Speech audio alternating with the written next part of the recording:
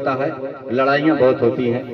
ऐसे घर में महाशिवरात्रि के दिन मध्याह्न 12 बजे से 1 बजे के बीच में दिन में बेल के 7 कांटे या तो समी के 7 कांटे हो और ले जा करके फूल प्रसाद के साथ भगवान शिवलिंग पर चढ़ा दो, आपके घर के कांटे निकल जाएंगे, अपने आप निकल जाएंगे। बोलिए शंकर भगवान की। ये युक्ति है। और ये कांटे आए कहां से? ये कथा में है, भगवान शिव के नेत्रों से जब 2 बूंद आंसू टपके थे तो उसी में से 1 बूंद रुद्राक्ष बना और दूसरा आंवला। तो पार्वती ने कहा कि प्रभु आपको बहुत कष्ट हुआ है, तो पार्वती की आंखों से भी आंसू टपक गए, तो उससे गुलाब पैदा हुआ और गुलाब में कांटे। तो भगवान ने कहा, भगवान से पूछी कि प्रभु ये गुलाब तो हमारी आंखों से बाप ने बना दिया जो सबको प्रिय है, लेकिन इसमें कांटे कहाँ से आए? तो कहें हे देवी, हम ध्यान करते हैं नारायण का, तो मेरे हृदय में सिर्फ नारायण पर ही नजर रहती है मेरी दृष्टि, लेकिन तुम जब पूजा करती हो तो क्रोध रहता है, इसीलिए तुम्हारे आंखों से आंसू उस फूल में कांटे आ गए तुम लोग। तो इसलिए ये सब होती हैं। औरतें जब पूजा करने बैठेंगी तो कहेंगी बहू रानी ये 70 थोट मूर्ति ला के लगा दे, यहाँ बहुत टाइम लागत है। बहू रानी एक अलमारी में 70 चीज रख रही हो, हमारा ये सामान नहीं मिल रहा है। बहू रानी खाना बनाई, यहाँ ये क्यों लगा दिया है, वो क्यों लगा दिया है। यानी जब भी देखो तो किसी काम में क्रोध ही रहता है।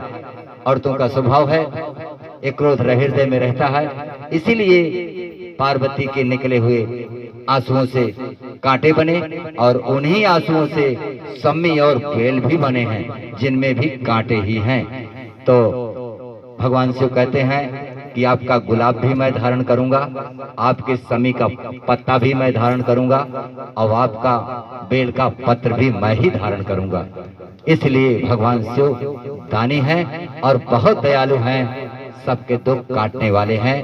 बोलो शंकर भगवान की जय, बोलो उमापति महादेव की जय। भगवान शिव से बड़ा दानी कोई नहीं है। और यहाँ पर ऐसी कृपा है कि महाराज राजा बलि भी दानी हैं। अब आपको बताई देते हैं कि 8 चिरंजीवियों में 8 चिरंजीवी हैं धरती पर, जो जीवित हैं उनका अंत नहीं हुआ। 8 चिरंजीवियों में 2 चिरंजीवी यही हैं, वो है राजा बलि और महावीर स्वामी हनुमान जी, जो दोनों महाशक्तिशाली देव हैं और यहीं पर विद्यमान हैं।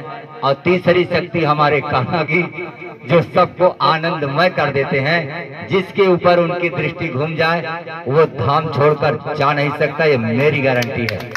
जो जा नहीं सकता घूमकर यहीं आएगा और आनंदमय हो जाएगा।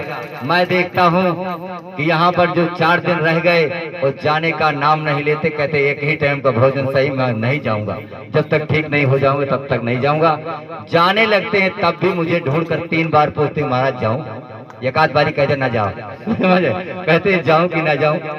अगर भूल से हमने कहते 2-4 दिन और रुक जाओ तुम्हारा मन है, तो कहते यह तो मन हमरो रहा 2-4 दिन और रुक जाइए। तो कौन चीज की फिक्र यहाँ आने से नहीं रहती। इसका कारण आज सच्चाई में बता दे रहा हूँ। मीडिया वाले कहते जादू है कि क्या है, ये सब कुछ नहीं, ये सब हमारे उन्हीं मुरलीधर की लीला है और वो अपनी आनंद में सबको आनंदमय कर देते हैं। उन्हीं की कृपा है। बस वो समय आएगा कि सबको दिखेगा, लोग राधे राधे कहकर नाचेंगे, देश के भी और विदेश के भी आएंगे।